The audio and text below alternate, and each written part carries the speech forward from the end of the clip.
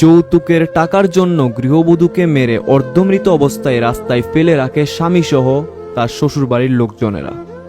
2.5 বছরের কন্যা সন্তানকেও প্রাণে মারার হুমকি দেয় তার নিজেরই স্বামী। যৌতুক কথাটাই যেন মেয়েদের জীবনের একমাত্র অভিশাপ হয়ে দাঁড়িয়েছে। প্রতিনিয়ত যৌতুক কথাটি কেড়ে নিয়েছে বহু গৃহবধূর প্রাণ। শারীরিক ও মানসিকভাবে অত্যাচারিত হচ্ছে বহু গৃহবধূ। প্রাণ দিয়ে দিতে হচ্ছে অনেক গৃহবধূর পরিবারের সদস্যদেরও। সরকার যৌতুকের উপর নিয়ম লাগু করার পরেও কোনো কিছুতেই যেন পাত্তা দিচ্ছে না আজকের সমাজ। ঠিক তেমনই ঘটনা ঘটে গেল শনিবার সকালে বিশালগড় বাইদ্যাধিকি কসবা এলাকায়।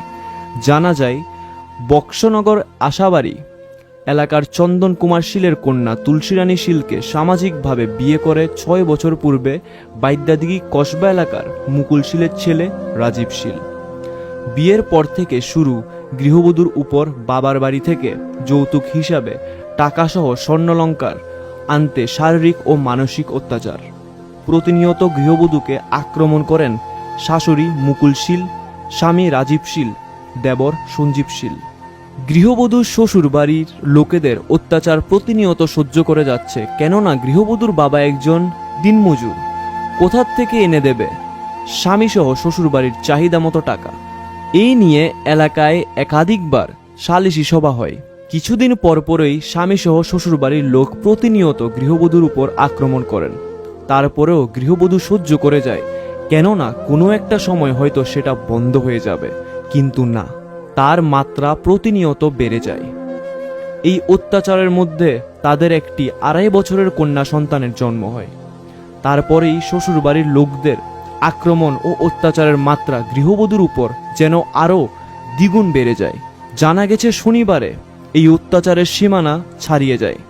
গৃহবধূকে মারতে মারতে স্বামী শ্বশুরবাড়ির লোকজন গোলাঘাটি বিশালগড় সড়কে ফেলে রাখে। এমনকি গৃহবধূকে শ্বশুরবাড়ির লোকেরা হুমকি দেয়, যদি শনিবারের মধ্যে গৃহবধূর বাবার বাড়ি থেকে টাকাসহ স্বর্ণালংকার এনে না দেয়, তাহলে 2.5 বছরের শিশু কন্যাকে বাড়িতে মেরে ফেলবে। খবর পেয়ে ঘটনাস্থলে ছুটে আসে গৃহবধূর অসহায় বাবা সহ পরিবারের সদস্যরা।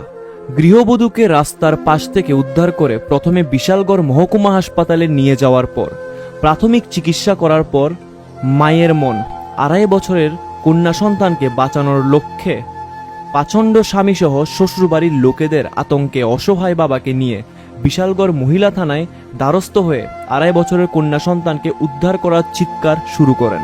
এখন প্রশ্ন উঠছে, কোথায় রাজ্যের মহিলা কমিশনের চেয়ারপারসন ঝর্ণা দেববর্মা সহ তার টিম? বাড়ির মধ্যে খালি কঠি হয় নাই দাম, পয়সা নাই দাম। বাড়ির থেকে বলে আমার মা বাবা চল তারা না, আমি কেমনি এখন না টাকা পয়সা নাই দাম। আমার মায়েরা রাস্তার মধ্যে ভালাই রাখছে। কে কে মারধর করছে? স্বামী আর শাশুড়ি। এবারে দেওরা কয় তা বাড়ি থেকে বলে সাইডে ফিটটা বলে বের করে তোমার। আপনার স্বামীর নাম কি? স্বামীর নাম রাজীব সিং। কি করে? রাজমিস্ত্রি কাম করে। আর আপনার শাশুড়ির নাম? শাশুড়ির নাম মুকুল সিং। আর আপনার দেওয়ার? দেওয়ার নাম হচ্ছে সঞ্জীব সিং।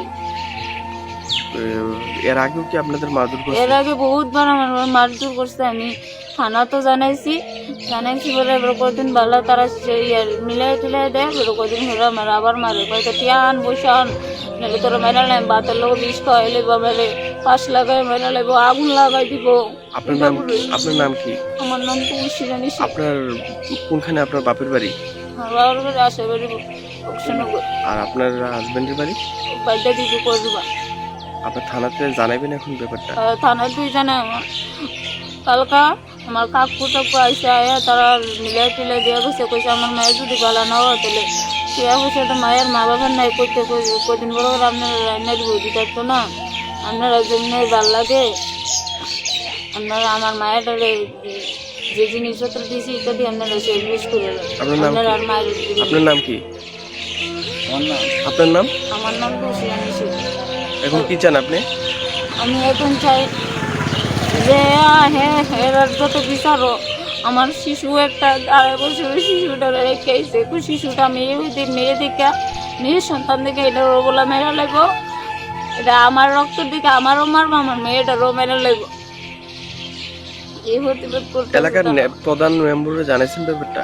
জানাইছি, প্রধানে কইছে থানা থেকে স্কুলে দিবার লেগে।